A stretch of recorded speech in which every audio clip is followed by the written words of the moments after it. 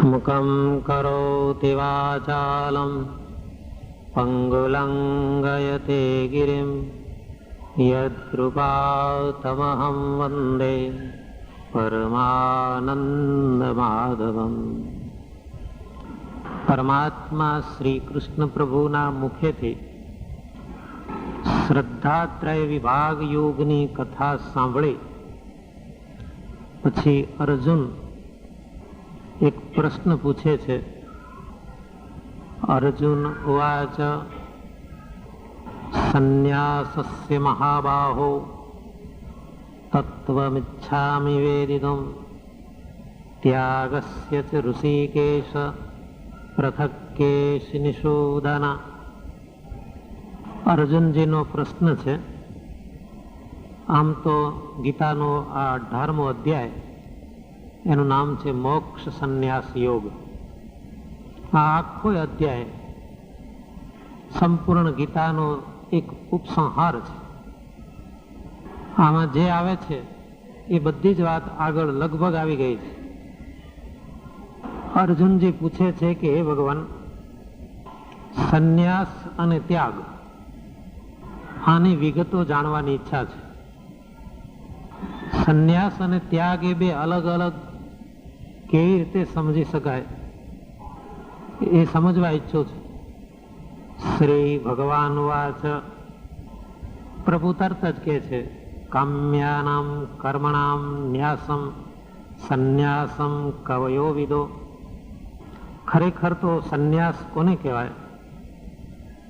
સકામ કર્મને છોડવું એનું નામ સંન્યાસ. જે કર્મની પાછળ ભારોભાર સ્વાર્થ ભર્યો હોય એ કર્મને જે છોડે એને સંન્યાસ કહેવાય. અને કર્મના ફળનો ત્યાગ એનું નામ સાચો ત્યાગ. કર્મનો ત્યાગ કરવાનો હોતો નથી, કર્મના ફળનો ત્યાગ કરવાનો હોય છે. જેણે કર્મના ફળનો ત્યાગ કર્યો એ જ ત્યાગી. કર્મ એક સરખું લાગે. કોઈ મજૂર કોઈ બિલ્ડિંગમાં ઈંટો ઉપાડવા જતો હોય તો સાંજે એને મજૂરી મળશે એટલે કર્મનું ફળ મળશે. એ કર્મ ફળ છે. હવે એ જ માણસ કોઈ મંદિર થતું હોય ત્યાં કહેશે કે ના, મારે કાંઈ જરૂર નથી, હું એમને એમ ઈંટો ઉપાડીશ. એ ત્યાગી છે. કારણ કે એને કર્મ કર્યું છે ઈંટો ઉપાડવાનું, પણ એનું ફળ લીધું નથી, ફળનો ત્યાગ કર્યો છે. કર્મ ફળનો ત્યાગ કરે એનું નામ ત્યાગી છે. કર્મનો ત્યાગ કરે એવો કોઈ ત્યાગી હોઈ શકે જ નહીં. કર્મ કોઈ છોડી શકતું જ નથી. ના કોઈ ભૌતિક રીતે બાહ્ય દ્રષ્ટિએ ત્યાગી થયા તો શું એ ખાવાનું છોડી દે છે? શું એ નાવાનું સ્નાન કરવાનું છોડી દે છે? શું એ આંખોથી જોવાનું બંધ કરી દે છે? કાનેથી સાંભળવાનું બસ ત્યાગ કરી દે છે? એ કશું જ થતું નથી.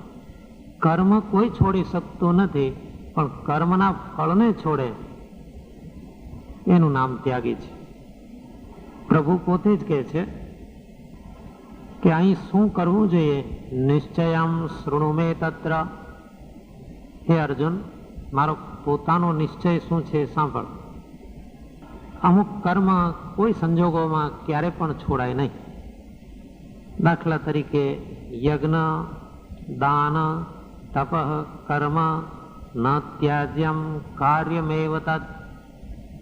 સંન્યાસી હોય કે યોગી હોય, ભક્ત હોય કે પરમ સિદ્ધ હોય, પણ એને દાન, તપ, યજ્ઞ એનો તો ત્યાગ કરાય જ નહીં. આ તો એક આધ્યાત્મિક શબ્દ છે, પણ આના અર્થ આપણા ભાષ્યકર્તાઓ એમ લખ્યા છે યજ્ઞ એટલે સેવા, તપ એટલે પૂજા. પૂજન, સેવા, આરાધના, નિયમ કોઈ દિવસે ક્યારે પણ છોડાય નહીં. હું સિદ્ધ છું, હવે મારે દર્શનથી શું? ના, એ તો કોઈ દિવસે શક્ય નહીં. કોઈ એમ બોલે, તુલસીદાસજી એમ ન કહ્યું કે મને તો શ્રી રામજી પ્રત્યક્ષ મળ્યા છે, હવે મારે કોને હાથ જોડવાના? પણ એ તો એમ બોલતા હતા કે સિંહ રામમય સબ જગ જાની, અરે બધાને વંદન કરું. જે સારા કર્મ છે એનો કોઈ દિવસે ત્યાગ ન કરાય. જેમ કે પ્રવાસીએ કોઈ દિવસે ચાલવાનું છોડાય નહીં, વિદ્યાર્થીએ કોઈ દિવસે અભ્યાસ બંધ કરાય નહીં, ખોવાયેલી ચીજ ન મળે ત્યાં સુધી એની ખોજ ચાલુ જ રાખવી પડે. એટલે કે જ્યાં સુધી આ દેહમાં છીએ ત્યાં સુધી આ કર્મ ચાલુ જ રાખવા પડે. પૂજા પાઠ આરાધના ઉપાસના યજ્ઞ સેવા વગેરે. જ્યારે આ આત્મા દેહમાંથી ચાલ્યો જાય તો આપોઆપ કર્મ બંધ થઈ જવાના છે. જેમ પેટ ભરાય નહીં ત્યાં સુધી કોઈ પતરાવળું છોડતો નથી. એથી વધુ આગળ તમે હોડીમાં બેઠા, નદી કે સમુદ્ર પાર કરવાનો હોય તો અધવચ્ચે હોડી છોડી દેવાતી નથી. એ તો સામે કાંઠે ગયે જ છૂટકો. એમ જ્યાં સુધી આ જીવન છે ત્યાં સુધી યજ્ઞ ત્યાગ કર્મ જે કંઈ ઉપાસના નિયમ એનો ત્યાગ કરાય નહીં. એ તો ચાલુ જ રાખવા પડે. કારણ કે પાવનાની મનીષણામ, મનુષ્યને આ બધા કર્મો પવિત્ર કરતા રહે છે. અને જો કદાચ કોઈ એવો સિદ્ધ પુરુષ હોય અને એને કર્મની જરૂર નથી જ માની લો, પણ બીજાના હિત માટે એને કર્મ કરવા જોઈએ. કોઈ પરમ સિદ્ધ પુરુષ હોય એમ કે બહુ માળા ફેરવી, હવે કઈ નથી ફેરવવી, બસ બહુ શાસ્ત્રો વાંચ્યા, હવે બંધ, હવે મારે શું વાંચવાનું, બહુ દર્શન કર્યા, હવે કંઈ કરવું નથી.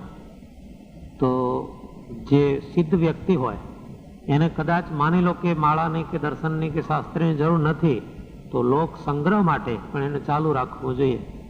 જો એવા માણસો કર્મ છોડે તો બીજા કેટલાય એમ થઈ જશે આમ પણ છે મારે કંઈ જરૂર નથી કર્મની, તો કર્મનો લોપ થઈ જાય. સારા કર્મ કોઈ પણ ત્યાગ ચાલુ જ રાખવા જોઈએ, એનો ત્યાગ કરવો ન જોઈએ. ત્યાગી ગણાતા હોય, યોગી ગણાતા હોય કે તપસ્વી ગણાતા હોય, પણ જે આ શુભ કર્મ છે તો જીવન પર્યંત ચાલુ જ રાખવા જોઈએ, એનો ક્યારેય પણ ત્યાગ ન કરાય. કદાચ કોઈ એમ કે ભાઈ આવા કર્મ બહુ તકલીફ આપે છે, આ બધા કે છે અધિક માસ સ્નાન કરવું બહુ ફળ, પણ શું સ્નાન કરવું, કેટલે દૂર જવું, વળી ત્યાં નાવું ધોવું, પવન ફૂંકાતા હોય, કપડાં માટીવાળા થઈ જાય, રેતીવાળા થઈ જાય, કેટલી તકલીફ. ઉપવાસ કરો, શું ઉપવાસ કરે, ખાવાની લાલચ જતી ન હોય અને લાજે શરમે કઈ શ્રદ્ધા કઈ જોરાવરી, હર ગંગે હર ગોદાવરી આમ ચાલતું હોય. ભાઈ એકાદશી કરો, શું કરવી, કાય ક્લેશ, બહુ તકલીફ પડે છે. તો પ્રભુ કહે છે કે ગમે એટલી તકલીફ પડે કે દુઃખ આવી પડે, દુઃખમિત્યેવ યત કર્મ કાય ક્લેશ વયા ત્યજેત. શરીરને કષ્ટ પડતું હોય છતાં પણ કર્મ કોઈ દિવસે છોડાય નહીં. કષ્ટ પડે એટલે કર્મ ન છોડાય. કોની જેમ? માથું દુખે તો કઈ માથું કાપી નખાય છે? મારું માથું દુખે છે, આ ફેંકી દો ને, જોઈતું જ નથી. આ અઠવાડિયે 2 વાર દુખે છે, આ શું ઉપાધિ, કાઢી નાખો, માથું જ ન જોઈએ, એમ કેમ ચાલે?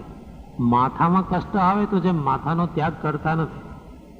એક ભાઈનો રસ્તો બહુ ખરાબ હતો, રસ્તો બહુ ખરાબ છે, પગ કાપી નાખો એટલે ચાલવું જ ન પડે. એ કોનો ન્યાય? રસ્તો ખરાબ હોય, તમને ચાલવામાં બહુ ઠોકરો વાગતી હોય, પણ કઈ પગ કાપી નખાય છે? એમ ગમે એટલા કષ્ટ આવી પડે શુભ કર્મની પાછળ, છતાં એ કર્મનો ત્યાગ ન કરાય, તો ચાલુ જ રાખવા પડે. કેટલીક વખત માણસ એવી બધી ભૂલો કરતા હોય છે કે ભાઈ રસ્તો ખરાબ છે એટલે હવે પગની જ જરૂર નથી, પગની જરૂર છે, રસ્તો સુધરશે, એમ કોઈ પણ કષ્ટ આવશે એ દૂર થશે, પણ સારા કર્મ તો ચાલુ જ રાખો. અને જે કોઈ માણસ શરીરના કષ્ટથી ડરીને કર્મનો ત્યાગ કરે કે ભાઈ કર્મ કે કર્મ ફળ મારે કંઈ જોઈતું નથી, કાયક ક્લેશ ભયથી જે કોઈ કર્મ છોડી દે કે અપકીર્તિના કારણે કોઈ કર્મ છોડે, તો એ બધા ત્યાગ કોઈ સાત્વિક ત્યાગ નહીં, એ તો રાજસ અને તામસ ત્યાગ ગણાય છે. એક એવી દંતકથા છે. એકવાર ભરથરી અને ગોપીચંદ એ બંને ત્યાગી પુરુષો, એ બંને જણાએ પોતપોતાના રાજ્યો છોડેલા અને વેખ લીધેલા. ઘર છોડીને વેખ લેવો એ કેટલો કઠણ છે, આ તો રાજ્ય છોડીને વેખ લીધેલો. જે સ્થાન ઉપર છેલ્લા શ્વાસ સુધી ચીટકી રહેવાનું દરેકને મન થાય, હવે એવું રાજ્યાસન છોડવું. બંને જણાએ રાજ્યો છોડેલા, એક ધર્મશાળામાં ભેગા થઈ ગયા.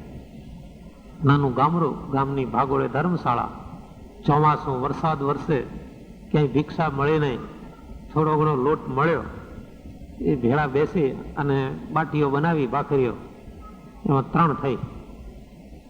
બંને જણાએ એક એક લીધી. હવે એક રહી એટલે તરત જ એમાં વાદ વિવાદ થયો. ના, હું લઈ લઉં, હું ઉંમરમાં મોટો છું, મારું રાજ્ય મોટું હતું, હું ખરો ત્યાગી કહેવો. તારું રાજ્ય નાનું છે એટલે તું તો સામાન્ય ત્યાગી ગણાય. પહેલા કહે છે ના હું લઉં, મેં કેવા સંજોગોમાં ત્યાગ કર્યો છે એટલે મારો ત્યાગ ગૌરવ ભરેલો છે, નહીં હું લઉં. જગતમાં દુઃખ ક્યાં હોય છે? હું લાવું, પેલો કે હું લઉં, એમાં જ દુઃખ. સ્વર્ગ અને નરકમાં તફાવત શું જાણો છો? એક ભાઈ નરકમાં ગયા તો નરકમાં મોટા મોટા થાળ ભરેલા, મોહનથાળના, લાડુના, જલેબીના, નરકમાં પણ બધાના હાથ બાંધી દીધેલા, આમ સીધા ખપાટો. પેલો જેનો હાથ તૂટી ગયો નહીં, ખપાટો બાંધે છે, બધાને આમ ખપાટો બાંધી દીધેલી, હાથ લાંબા ને લાંબા રે. માણસો બધા દુબળા નરકમાં, કારણ કે ખાઈ શકાય નહીં, હાથ આમ બેવડો વળે જ નહીં મોઢા તરફ, બાંધેલા લાકડા, ભોજન સારા, બધા રીબાય ભૂખના અને દુઃખી થાય. ભોજન હોવા છતાં બધા દુબળા અને રીબાયા કરે છે, કારણ કે હાથ બાંધેલા, કોઈ ખાઈ શકે નહીં. પછી આ ભાઈ સ્વર્ગમાં ગયા તો સ્વર્ગમાં એ જ પરિસ્થિતિ, બધાના હાથ બાંધેલા, ભોજન પડેલા, પણ બધા એકબીજાને ખવડાવતા હતા. આમ હાથ ન થાય, આમ તો હતો ને લાંબો, પેલો એને ખવડાવે તો એનો એને ખવડાવે. સ્વર્ગ અને નરકમાં આટલી જ તફાવત. આ હું લઉં એ નરક છે, તું લઈ લે ચાલ તો એ સ્વર્ગ છે. ભરથરી અને ગોપીચંદ વચ્ચે આવો કોઈ ઝઘડો શક્ય નહોતો, પણ કોણ જાણે, આ એક દત્તકથા છે. એટલે ભાખરી આ કે છે હું લઉં, આ કે છે હું લઉં. એમાં એક ગાયડા માજી નીકળ્યા, એને જોયું કે આ બે બાવાઓ એ ભાખરી માટે બાજે છે, ઝઘડે છે. એટલે માજીએ તો પોતાની ભાષામાં વેતું મૂક્યો, અરે રે ધન છે ભરથરી ને ગોપીચંદ ને કે મોટા મોટા રાજ છોડ્યા, આ લંગોટા બે એક ભાખરી માટે બાજે છે. ધન છે રાજા ભરથરી ને ગોપીચંદ ને. એટલે કે સાંભળ્યો? શું સાંભળે? આપણે બે ના નામ લેવાયા. આપણા નામ ઉપર ધન્યવાદ મળે છે ને આપણા કામ ઉપર ફિટકાર છે. આપણા નામ ઉપર તો જુઓ કીર્તિ ગવાય છે કે ધન છે રાજા ભરથરી ગોપીચંદ ને. એ આપણે જ છીએ. માજીને ખબર હોત તો લઈ લો, તમે લઈ લો, ચાલો, મારે નથી જોતી. ના તો તમે લઈ લો, મારે નથી જોઈતી. બંને જણાએ ત્યાગ કર્યો.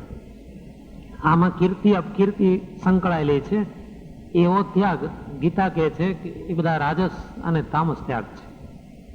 કોઈ છોકરા પાસેથી વસ્તુ પડાવવી હોય તમારે, એ છોડતો ન હોય, તમને બીક હોય કે એ તોડી નાખશે. નાનો રેડિયો હોય, છોકરું હઠીમાં પણ નહીં આપું, હવે પાડી નાખે તો, એટલે તમારે શું કરવાનું હોય છે? સીધે સીધો લઈ લો તો રડવા માંડશે, એના બરડે હાથ ફેરવવાનો. અરે મારો બાબો તો એવો હોશિયાર છે ને, હું કહું એટલે તરત મને આપી દે. તમારું કોઈનું નહીં માને, મારું માનશે. તમે જોજો એ રેડિયો ટેબલ ઉપર હમણાં જ મૂકી દેશે. અરે અમારો છોકરો તો બહુ ડાયો છે, આમ પેલો મૂકી દેશે. હવે એને એ ત્યાગ કર્યો, એ ત્યાગ, એની પ્રશંસા સંકળાયેલી છે એમાં. આ જાતના ત્યાગ આ બધા રાજસ ત્યાગ છે, કોઈ ત્યાગ સાત્વિક નથી. માટે જે મેધાવી હોય એમણે તો સાત્વિક ત્યાગી થવો. કર્મ ફળનો ત્યાગ એ સાત્વિક ત્યાગ છે. કર્મ કોઈ દિવસે ત્યાગ થાય શક્ય નથી. નહીં દેહભૃતા શક્યમ ત્યક્તુમ કર્માણ્યશેષતઃ યસ્તુ કર્મ ફલ ત્યાગી સત્યાગીત્ય વિધીયતે. કોઈ એવો દેહધારી નથી કે જે કર્મનો ત્યાગ કરી શકે. કોને તો બતાવો. કોઈ આંખથી જોવું એ પણ એક કર્મ છે, કોણ નહીં જોતો હોય. કાનથી સાંભળવું એ પણ કર્મ છે. પગથી ચાલવું એ પણ એક કર્મ છે.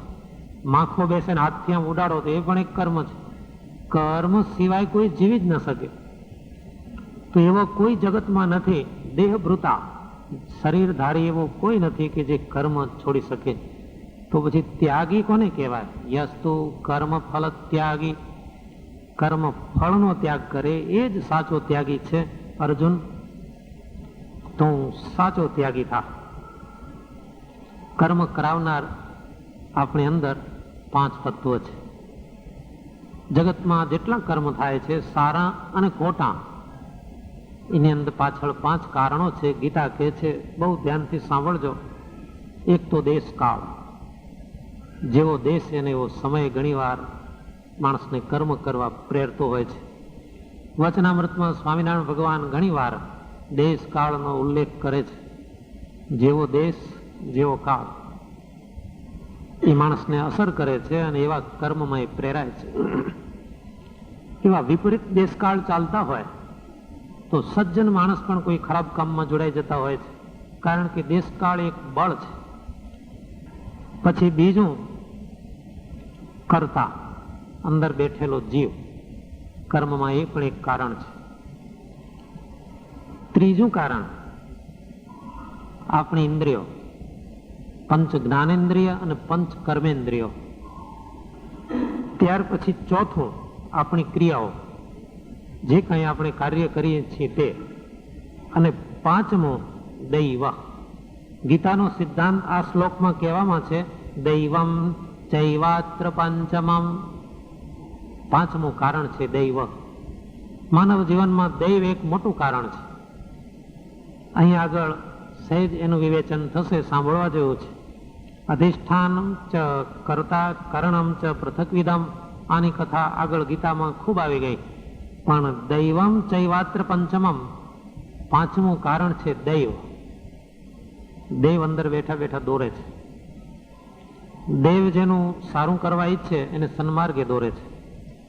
દેવ જેનું મોંઢું કરવા ઈચ્છે એને કુકર્મ સૂજે, અવળું જ સૂજે. ઘણી વખત તમે જોજો, એક ભાઈ, હમણાં થોડા દિવસની વાત છે, સાયકલથી જતા હતા. આપણે બાજુવાળો રોડ છે, એનું નામ છે ગ રોડ. એટલે ઘને પાછળ એક ર ઉમેરી દેવો જોઈએ. ધ્યાન ન રાખો તો ઘર ભેગા કરી દે, એનું નામ ગર રોડ. તો સાયકલ લઈને જતા હશે, કોણ જાણે કેમ સહેજ બે ધ્યાન હશે, સામેથી કોઈ વાહન બિલકુલ આમ ટકરાવાની અણી ઉપર, પણ ન જાણે કેમ હાથ આમ થઈ ગયો એટલે સાયકલ આમ એક બાજુ ફંગોળાઈ ગઈ, બચી ગયા, કંઈ ન થયું. એ તો બે ધ્યાન હતા, એને ખબર ન પડી વાહન આવ્યું, પણ હાથ આમ થઈ ગયો. એનું કારણ જ દૈવ. એનું જ કારણ દૈવ, કે એને દૈવે બચાવી લીધો. એ વખતે કોણ હતું? એમના મા કે બાપ કે કોઈ સાથે નહોતા, પણ ઓછી તો હાથ આમ ખસી ગયો. ઇતિહાસમાં એક કથા આવે છે, શિવાજી મહારાજ, મહારાષ્ટ્રના બહુ પ્રખ્યાત હિન્દુ ધર્મ માટે જેણે જીવન સમર્પણ આખું કર્યું. એ શિવાજી જેલમાંથી છટકવાના, મીઠાઈની પેટીઓ નીકળવા માંડી, તો મીઠાઈની પેટીઓમાં એ સંતાયા. જેલમાંથી, આગ્રાની જેલમાંથી પેટીઓ બહાર નીકળવા માંડી, તો બહાર હથિયાર બંધ ઉભેલા માણસો એક એક પેટી ચેક થવા માંડી. એક જોઈ, મીઠાઈ જ હતી, જવા દીધી. બીજી જોઈ, ત્રીજી જોઈ, એમાંય મીઠાઈ. પેલા જોનાર કંટાળ્યા કે શિવાજીની શું તાકાત છે કે આપણે ઉભા છીએ ને આમાં બેસે. 4-5 પેટીઓ જોઈ, મીઠાઈ જ હતી. પેલા કંટાળીને કે છે લઈ જાઓ. બીજી 5-6 પેટીઓ જવા દીધી. પછી પાછળ વાળી વળી જોવા માંડ્યા, પેલી 5-6 પેટીઓમાં શિવાજી છટકી ગયા. તો આ કોણે સુજાડે? પેલા ચોકીદારને, કે 5-6 પેટીઓ ન તપાસી દૈવમ, નહીં તો શિવાજી ત્યાં ખતમ થઈ જાય. પણ દૈવમ, આનો અર્થ જ દૈવ. તમે જે સમજી ન શકો, તમે જેને ઓળખી ન શકો, છતાં તમારા જીવનમાં જે અગત્યનો ભાગ ભજવે છે એનું નામ જ દૈવ. દુર્યોધનને દુર્બુદ્ધિ કોણે સુજાડી? દુર્યોધન એમ તો ભણેલો ગણેલો હોશિયાર હતો, જેવો તેવો નહોતો, રાજ ચલાવતો હતો. પણ છતાંય ઘણી વાર જેમ રાજ ચલાવનારને કુબુદ્ધિ કોણ સુજાડતું હશે? દુર્યોધનને એક દાડો પૂછ્યું કોઈ કે તને કુબુદ્ધિ કોણ સુજાડે છે આવી? તો કે જો, તારા કરતા હું હોશિયાર છું, મારી જોડે માથાકૂટ બહુ ના કરતો. તું જેટલું સમજે છે એના કરતા હું વધુ સમજુ છું. જાનામિ ધર્મમ ન ચ મે પ્રવૃત્તિ, જાનામ્ય ધર્મમ ન ચ મે નિવૃત્તિ, કેનાપી દેવેન હૃદિ સ્થિતેન યથા નિયુક્તોસ્મિ તથા કરોમી. ભાઈ સમજી જા ને, આ બધાની સાથે તોફાન, સામે દ્વારિકા વાળો છે, એના કરતા સમાધાન કરી લે, સમજી જા. નહીં, હું ના છોડું. પણ તું કોણ, તને આવી આંટી પકડાવે છે? જો આંટીની વાત કરતા હો ને તો હું ધર્મને જાણું છું ને અધર્મને પણ હું જાણું છું. હું સમજુ છું કે આ ધર્મ છે, હું સમજુ છું કે આ અધર્મ છે, છતાં હું અધર્મ છોડી શકતો નથી, ધર્મ અપનાવી શકતો નથી. કારણ કે નાપી દેવે હૃદય સ્થિતેના, કોઈક એવો દેવ માય બેઠો છે ને એ મને કહે છે કે જે થવું હોય થાય, તું તારે પછી મારું જે થવું હોય થશે. હું ભલે ફેંકાઈ જાઉં, ભલે પડી જાઉં, ભલે કપાઈ જાઉં, પણ હટી નહીં દઉં. માય બેઠેલો એમ મને કહે છે. તું દુર્યોધનની અંદર બેઠેલો એમ કહેતો કે તું મરી જા, આ રસ્તો તારા માટે મોતનો સારામાં સારો છે, છેક સુધીમાં લડ્યા કર. માણસ ઘણીવાર દૈવને ભૂલે છે ને એ પરેશાન પાયમાલ થાય છે. સ્વામિનારાયણ ભગવાન એકવાર ગ્રામ્ય વિસ્તારમાં ફરતા હતા. એક ખેડૂતના ખેતરમાં પ્રભુ અને પાર્ષદો બધા કુવા ઉપર ઘોડાને પાણી પાવા ગયા. એના ખેતરમાં ઘઉં બહુ સારા, સુંદર ઘઉં, આમ દાણો ભરાવાની તૈયારી, લીલા છમ ઘઉં વેલા. ઘોડાને પાણી પાયા પછી પ્રભુ કહે છે પેલા ખેતરના માલિકને, પટેલ ઘઉં બહુ સારા છે, બહુ સારા ઘઉં છે ખેતરમાં. ને પેલા ભાઈ શું કહે છે, કેમ ન હોય? જોજો દેવીને ભૂલે છે, કેમ ન હોય? રાત દાડો જાગીએ છીએ, ખાતર નાખીએ છીએ, પાણી પાઈએ છીએ, મહેનત કરીએ છીએ, ઘઉં સારા કેમ ન હોય? એ દૈવને ભૂલી ગયો છે. તારી મહેનત એટલે કે ઇન્દ્રિયોની ક્રિયા કરતા એની સાથે દૈવને ઉમેરો. આપણી મહેનત અને પરમાત્માની કૃપા, પુરુષ પ્રયત્ન સિવાય ઈશ્વરની કૃપા થતી નથી. વચનામૃત કહે છે જે પુરુષ પ્રયત્નહીન હોય એના ઉપર તો ભગવાનની કૃપા થતી નથી. પણ આ ભાઈ કહે છે ઘઉં બહુ સારા થયા છે, અમારી મહેનતથી જ થયા છે. પ્રભુએ કંઈ જવાબ ના આપ્યો. સારું, બહુ સારું ભાઈ, એમ માનો. ચાલતા થઈ ગયા. મહિના માસે ત્યાં એ જ રસ્તેથી પાછા વળ્યા.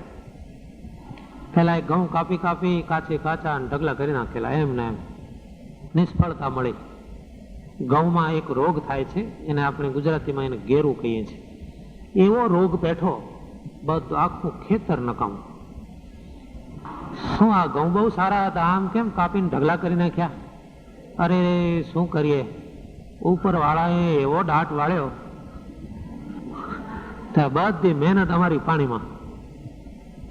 હવે એને સ્વીકાર્યું કે ઉપર વાળાએ બગાડ્યું. તો પેલું સ્વીકાર્યું હોત કે ઉપર વાળો સુધારે પણ છે, જેને બગાડતા આવડે ને સુધારતા આવડે છે. પણ માનવ જયારે દૈવને ભૂલે છે ત્યારે પરેશાન થાય છે. એક લુણાવાડાના સદગૃહસ્થ હતા અમદાવાદમાં, બહુ પ્રખ્યાત છે સંપ્રદાયમાં. એનું નામ કાશીરામભાઈ. એની સ્થિતિ એક ગ્રહસ્થ હોવા છતાં એના જીવન સામે જોનાર વ્યક્તિ એમ કહે છે કે આમ જોઈને એમ થાય કે બસ આ જાણે કોઈ જનક રાજાનો અવતાર.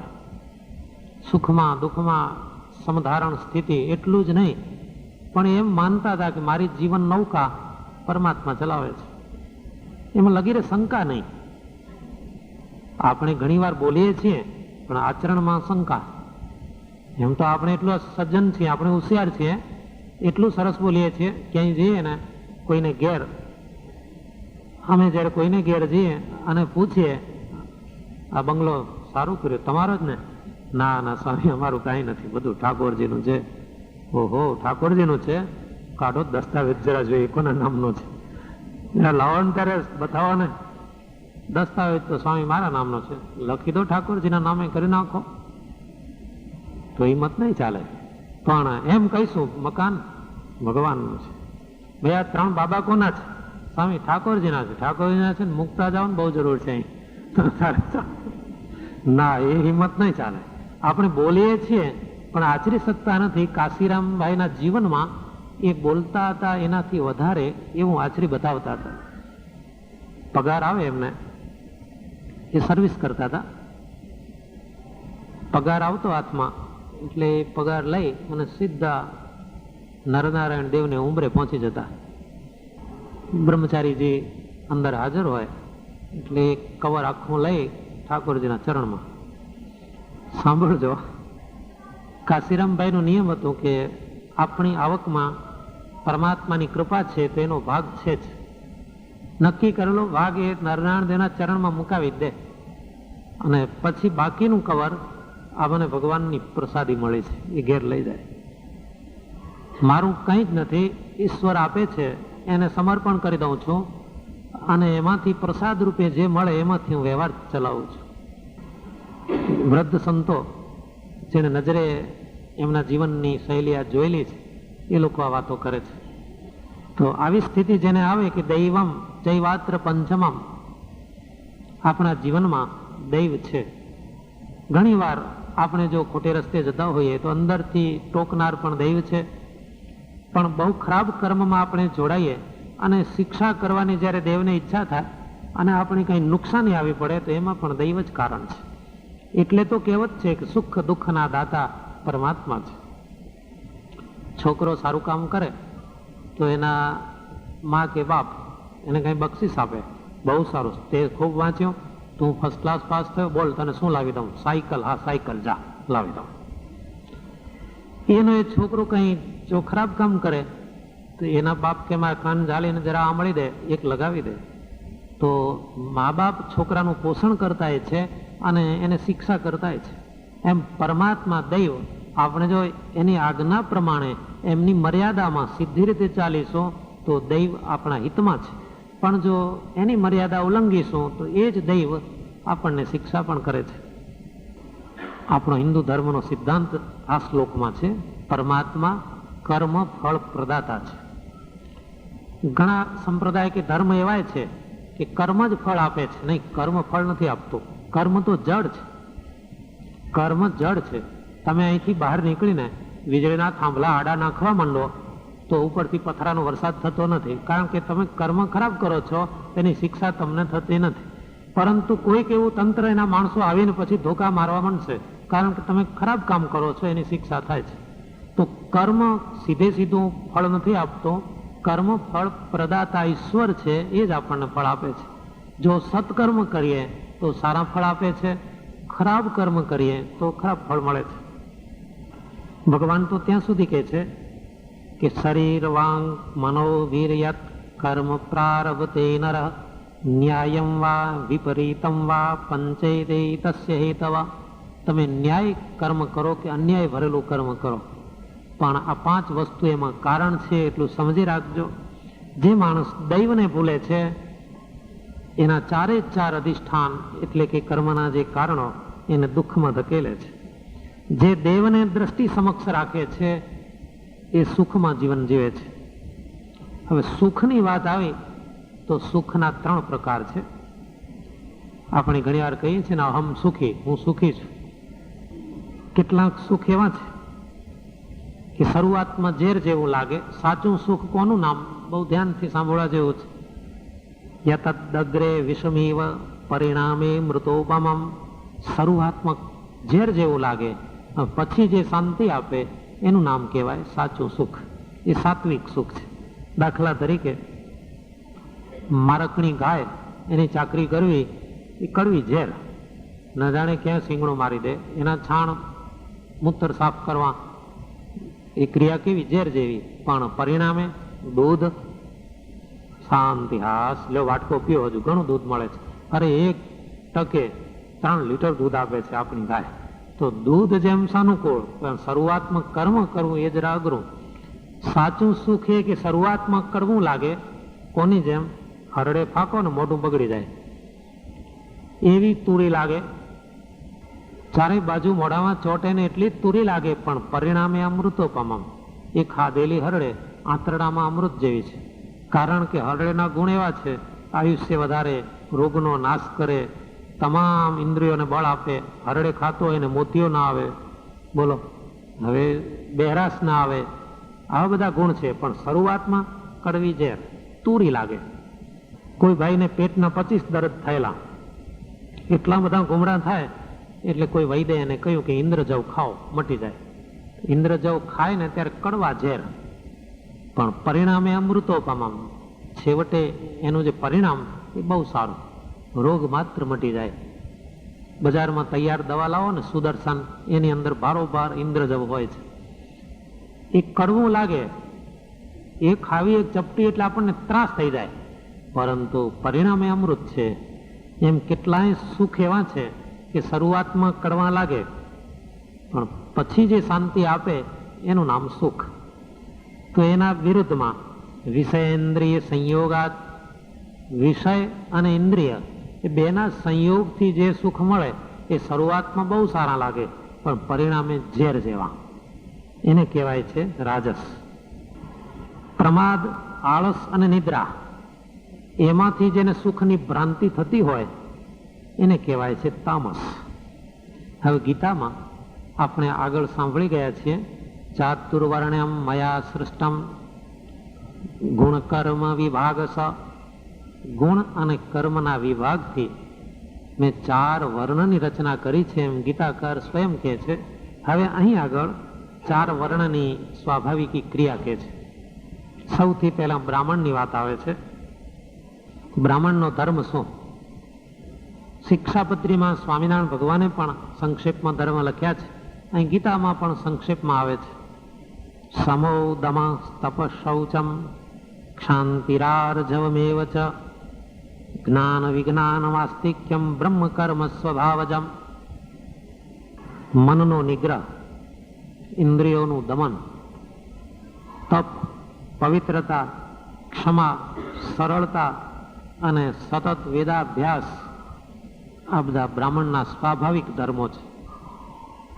ભાગવતમાં કથા આવે છે, પરશુરામજી બ્રાહ્મણ હતા, એમને ક્ષત્રિયો તરફથી અન્યાય ઉપર અન્યાય થયા, એમનું લોહી ઉકળી ગયું. એણે જઈને સહસ્રાર્જુનને મારી નાખ્યો. આવ્યા ત્યારે એના પિતાજી કહે છે, આ શું કર્યું? કરે શું ત્યારે? આટલો અન્યાય, આટલો ત્રાસ, આટલી ઉદ્ધતાઈ એ મારાથી સહન ન થઈ, એટલે મેં એનો છેડો છોડી દીધો, એને પૂરો કર્યો. ત્યારે એમના પિતા જમદગ્નિના વાક્યો ભાગવતકારે લખ્યા છે. વયમ હિ બ્રાહ્મણાસ્તાત ક્ષમયા પૂજ્યતામ ગતા. હે બેટા, આપણે બ્રાહ્મણો જગતમાં પૂજાઈએ છીએ એનું કારણ એક જ છે કે આપણી પાસે ક્ષમા, સંતોષ, આ 2 સદગુણ એવા છે કે આખા વિશ્વમાં આપણી પૂજા થાય છે. અને જ્યારે આપણે આ 2 સદગુણો મૂકી દઈશું, સંતોષ, ક્ષમા, સમદમ, ત્યારે જગતમાં આપણી બ્રાહ્મણોની કોઈ પૂજા નહીં કરે. એટલે ગીતાકાર કહે છે કે આ જે સદગુણો એ બ્રાહ્મણોમાં સ્વાભાવિક રીતે હોવા જોઈએ. હવે આવે છે ક્ષાત્ર પ્રકૃતિ. ક્ષૌર્યમ તેજો ધૃતિર્દાક્ષ્યમ યુદ્ધે ચાપ્ય પલાયનમ દાનમ ઈશ્વર ભાવશ્ચ ક્ષાત્રમ કર્મ સ્વભાવજમ. સુરવીરપણું, ઐશ્વર્ય, ધીરજતા. જોજો કેવી વસ્તુ છે, સુરવીરતા અને ધીરજતા 2 સાથે જોઈએ. એકલો સુરવીર હોય એ તો કેટલું કાચું કાપી નાખે, તો શૌર્યની સાથે ધૈર્ય પણ જરૂરી છે. યુદ્ધમાં દ્રઢતા અને પ્રકૃતિમાં એટલે કે મનુષ્યમાં ઈશ્વર ભાવ, આ ક્ષાત્ર ધર્મ છે. તો હવે વૈશ્ય ધર્મ. કૃષિ ગૌરક્ષ્ય વાણિજ્યમ વૈશ્ય કર્મ સ્વભાવજમ. ખેતી, ગાયોનું પાલન, વેપાર વગેરે આ વૈશ્યોના. તો પછી ચતુર્થ આશ્રમ, ચતુર્થ વર્ણ જેને શુદ્ર કહેવાય છે, તો એનું કાર્ય તો અનેક જાતની કળા, કારીગરી, ઉદ્યોગો, આ બધા એનું કામ છે, જેની સાથે શબ્દ સંકળાયો છે પરિચર્યા. ઘણા માણસો એમ કહે છે કે સેવા કરવી એ શુદ્રનો ધર્મ, અને સેવાનો અર્થ શું કરે? કપડાં ધોવા, પગ દાબવા. ના, એ પરિચર્યા નથી. પરિચર્યાનો અર્થ ગીતા એમ કહે છે કે અનેક જાતના સુખ અને સમૃદ્ધિના સાધનો, મકાનો, ડિઝાઇનો, કળા કારીગરીવાળી તમામ ચીજો, શોધખોળો, આ બધું એના માટે છે. વેદમાં એમ લખ્યું છે, બ્રાહ્મણ મુખમાંથી થયા, ક્ષત્રિયો બાહુમાંથી, વૈશ્યો પેટ અને શુદ્રો પગમાંથી. એનો અર્થ એમ કરવાનો, જો પગ ન હોય તો ગતિ ક્યાંથી થાય? સમાજની ગતિ ત્યારે થઈ શકે કે એના પગ મજબૂત હોય. ઘણા પણ ગીતાના ભાષ્યકારો એમ અર્થ કરે છે કે એક જ માણસમાં 4 જોઈએ. બ્રાહ્મણ ધર્મ જો એમ માની લો કે નાવું, ધોવું, સમદમ, ક્ષમા, બ્રાહ્મણનું છે, આપણે લેવા કે દેવા, આપણે તો દીધે જ જવું, આપણે ક્યાં બ્રાહ્મણ છીએ, એમ નહીં. સમય પ્રમાણે ક્ષમા અને ઇન્દ્રિય નિગ્રહ, મન ઉપર અંકુશ, એ માનવ માત્રને જોઈએ. તો સમય વર્તે શૌર્ય અને ધૈર્ય એ પણ માણસને જોઈએ છે. સમય વર્તે ખેતી વેપાર એ પણ જોઈએ છીએ, અને પરિચર્યા એ પણ જોઈએ છે. નહીં ઘરમાં બાબો બગાડે તો કે કોને બોલાવવા જશો, તમારે ને તમારે સાફ કરવાનો છે. એટલે પરિચર્યા, માતા પિતા ઘરની અંદર હોય અને તમારી પાસે પૈસા બહુ હોય અને નોકર રાખી દો, એ ના ચાલે, તમારે જ સેવા કરવી જોઈએ. તો બ્રાહ્મણ, ક્ષત્રિય, વૈશ્ય અને શુદ્ર એ જે ધર્મ છે એ ભૌતિક દ્રષ્ટિએ જેમ વર્ણવાર છે એમ સહેજ જીવનની દ્રષ્ટિએ એક વ્યક્તિમાં આ ચારે ચાર વસ્તુ હોવી જોઈએ. જે માણસ પોતપોતાના આ જે ધર્મ છે એમાં રહે છે એને સિદ્ધિ મળે છે, એ સુખી થાય છે. અને જે માણસો પોતાના ધર્મને છોડી દે છે એ દુઃખી થાય છે. એમ લાગતું હોય કે આપણો ધર્મ જરા બહુ કષ્ટવાળો છે, છતાં એને વળગી રહેજો તો તમને સિદ્ધિ મળશે અને સુખી થશો. કોઈ પણ કર્મમાં દોષ તો દેખાવાના જ, ગમે તે કર્મ હોય એમાં ખામી લાગશે. સર્વારંભા હિ દોષેણ ધૂમેનાગ્નિરિવાવૃતા, અગ્નિ જેમ ધુમાડાની સાથે જ હોય છે એ જ પ્રમાણે તમામ કર્મમાં કંઈ ને કંઈ દોષ હોય છે. એ દોષનો વિચાર કરીને ક્યારે પણ કર્મનો ત્યાગ કરવો નહીં. ગીતાકાર એમ કહે છે કે જે કોઈ કર્મ ત્યાગ નથી કરતો એને જ સિદ્ધિ મળે છે. બ્રહ્મભૂત પ્રસન્નાત્મા ન શોચતી ન કાંક્ષતી, કર્મમાં મંડ્યા રહો નિષ્કામ ભાવથી, એક દિવસે સિદ્ધિ મળશે. તમે બ્રહ્મરૂપ બનશો. આકાંક્ષા અને ઉદ્વેગ એનાથી પર થઈ જશો. માનવ ગમે એટલો ડાયો હોય પણ આ બે ચીજથી પર ન થાય, એક આકાંક્ષા અને એક ઉદ્વેગ. આકાંક્ષાનો એક દાખલો આપો. એ કોઈ મહાત્માજીએ અધિક શ્રાવણ મહિનો ચાલતો હતો, આખો મહિનો ઉપવાસ કર્યા. ઉપવાસ એટલે આપણા જેવા નહીં હો, બિલકુલ સાચા ઉપવાસ, પાણી સિવાય કાંઈ લે નહીં. ગામના રાજાને ખબર પડી કે આપણા ગામની બાગોળે એક મંદિર આવ્યું છે અને એ મંદિરમાં એક મહાત્માજી આખા મહિનાના ઉપવાસ કર્યા છે, ચાલો પગે લાગવા જઈએ. એને એમ થયું કે અમાવાસ્યા આવી, છેલ્લો દિવસ છે, મહાત્માજીના દર્શને જઈએ, ચાલો બહુ પૂર્ણ થાય. એમને એમ કઈ જવાય, અસવારી તૈયાર કરો, હાથી ઘોડા નિશાન ડંકા જાત જાતના વાજા અને એના યુનિફોર્મ વાળા વગાડવા વાળા બધે લાઈનો ગોઠવાઈ ગઈ. વાજા વાગવા માંડ્યા, નિશાન હાથી ને અંબાડીઓ, વરઘોડો નીકળ્યો મોટે પાયે, આખું ગામ દોડ્યું. આજ તો રાજાની અસવારી નીકળી છે, ચાલો જોવા. બધા જોવા દોડ્યા. એમાં મહાત્માજી પાસે કોઈ માણસો આવ્યા, કેમ ભાઈ જલ્દી ઉભા થાઓ છો? અરે વરઘોડો આવે, જોવા જો. મહાત્માજી કહે છે હું ત્યારે જોઉં, બીજું શું થાય. અને મહાત્માજી ઉભા થઈ ગયા, નીકળી ગયા પોતાની ઝૂંપડીથી બહાર, અને બહાર જઈને રોડ ઉપર ઝાડની લાઈન, એક ઝાડ ઉપર ચડી ગયા વરઘોડો જોવા માટે. ધામધૂમ થતા વરઘોડો ચાલ્યો આવે છે. તો દિવાન રાજાની બાજુમાં બેઠેલો અંબાડીની પડખે. દિવાન કહે છે મહારાજા હવે અસવારી પાછી વાળીએ. કેમ, શું છે? તો કે જેને જોવા માટે આપણે અસવારી લઈને જઈએ છીએ એ ઝાડ ઉપર ઉભા સામે, એ આપણને જોવા આવ્યા છે. જેને જોવા માટે, જેના દર્શન માટે આપણે ધામધૂમથી જઈએ છીએ એ ઝાડની ડાળીઓ ઉપર ઉભા છે અને એ આપણને જોવા આવ્યા છે સામે ચાલીને. એટલે આપણું કામ પૂરું. આનું નામ કહેવાય આકાંક્ષા. માણસ આકાંક્ષા છોડી શકતો નથી. જ્યારે આકાંક્ષા પૂરી થાય ને એને પછી ક્યાંય ઇંતજારી ન રહે. ઓહો સ્વામી જોયા જેવો વરઘોડો, બહુ સારું.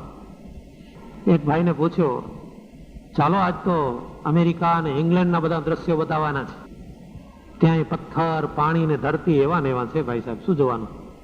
વાત તો સાચી છે, ત્યાંના પથ્થરા કઈ હોનાના હોતા નથી. ત્યાંનું પાણી આપણું પાણી, ત્યાંની ધરતી અહીંની ધરતી, બધું ધરતી પથ્થર પાણી એક સરખું છે, શું જોવું? એકવાર આનંદાનંદ સ્વામી 6 મહિને સ્વામિનારાયણ ભગવાન પાસે આવ્યા. ગામો ગામ અને પ્રાંતે પ્રાંતે ફર્યા. ભગવાન કહે છે આનંદ સ્વામી શું જોયું તમે બધા જિલ્લાઓમાં અને પ્રાંતમાં? ત્યારે સ્વામી કહે છે દેશ વિદેશ બહોત ફિરે, મનુષ્ય કા હુઆ સુકાળ. સ્વામી કહે છે ઓ દેશ અને પરદેશમાં બહુ ફર્યો, જ્યાં જુઓ ત્યાં માણસો ઉભરાય છે, જ્યાં જુઓ ત્યાં માનવ વસ્તી એટલી બધી છે, નદી નાળા નદી રોડ પહાડ, પર્વત, નગરો, જંગલો, જ્યાં જુઓ ત્યાં માણસો. देश विदेश बहुत फिरे, मनुष्य का हुआ सुकाल, जिसको देखे छतियां ठरे, उसका पड़ा दुकाળ. જેને જોઈને મેં ટાઢું થાય એવો કોઈ નથી. બાકી જ્યાં જુઓ ત્યાં માણસો માણસો ઉભરાય છે, કીડિયારાની જેમ ઉભરાય છે. આકાંક્ષા એ ચીજ છે કે વધુ ને વધુ જોવાનું ને જાણવાનું મન થાય, વધુ ને વધુ જાણવાનું મન થાય, એનામાં આકાંક્ષા. સહજાનંદ સ્વામી મહારાજ